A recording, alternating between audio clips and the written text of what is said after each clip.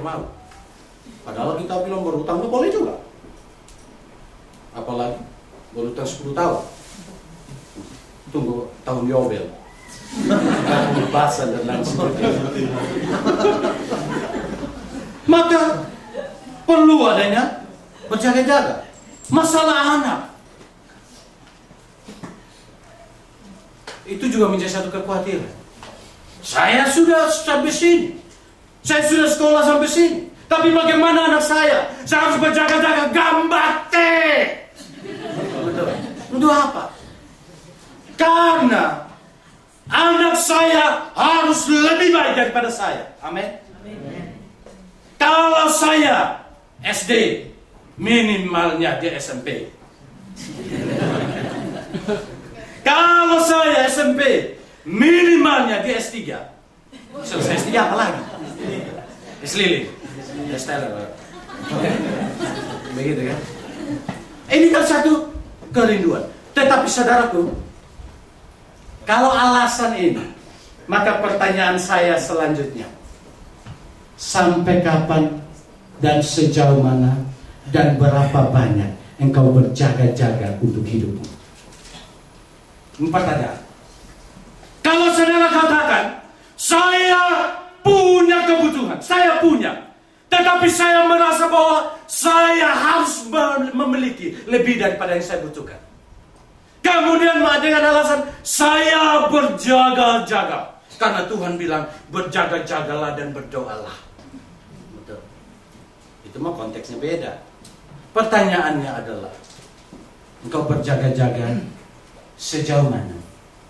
Berapa banyak yang menurut kamu itu bisa menjadi jaminan buat hidupmu dan keturunanmu? Saya tidak menafsirkan yang namanya Amsal katakan, belajarlah kepada semut, betul? Karena dia menyiapkan makanan bukan pada musim hujan, tapi musim panas. Ketika musim hujan dia masuk ke dalam lubangnya, dan di situ dia menikmati persediaan makanan itu, betul? Tapi bukan berarti mari kita kuat, mari kita mulai karena alasan berjaga-jaga dan merasa membutuhkan lebih daripada yang ada, yang kita punya. Maka kita kejar. Saya mau katakan, alasan ini ada baiknya, tapi alasan ini pun ada tidak baiknya. Baiknya adalah kita tidak akan berpangku tangan, betul? Bekerja karena Tuhan kasih otak, kasih kekuatan, kasih tenaga untuk bekerja, kasih semuanya untuk mengolah dunia ini untuk kehidupan kita. Itu baiknya. Tapi yang tidak baiknya adalah kadang kita terperosok masuk ke dalam namanya kekhawatiran dan keserakahan hidup. Kenapa? Karena kalau kita katakan berjaga-jaga, nggak ada batasnya untuk memutuskan bahwa sampai di sini, betul? Saya akan siapkan buat anak saya sekitar 30 miliar. Apa cukup? Apalagi rupiah sekarang turun terus.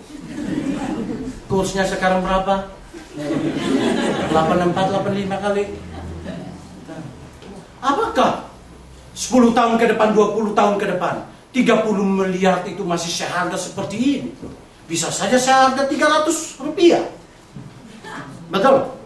Bagi saya dulu, waktu saya kecil, memang saya biasanya evaluasi dulu-dulu ini. Uang 5 rupiah yang biasanya besar seperti ini, lempar di sapi mati seperti ini. Kalau beli istilahnya permen atau kami di timur dengan gula-gula itu 5 yen lagi, kebiasaan dengan yen. 5 rupiah itu bisa dapat 25 gula-gula yang bulat itu. 25 mau isi di sini, isi di sini sampai lubang-lubang semua diisi pun itu masih sisa banyak. Tetapi sekarang mau ke mall di Indonesia, di Jepang 10.000 cukup. Tapi kalau di Indonesia beli 1 jas itu 2 juta, 3 juta. Tapi Bapak beli yang bermerek, coba beli di pasar ular.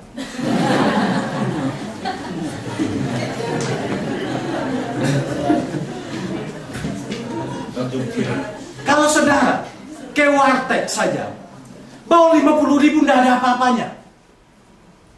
Tidak ada apa-apanya.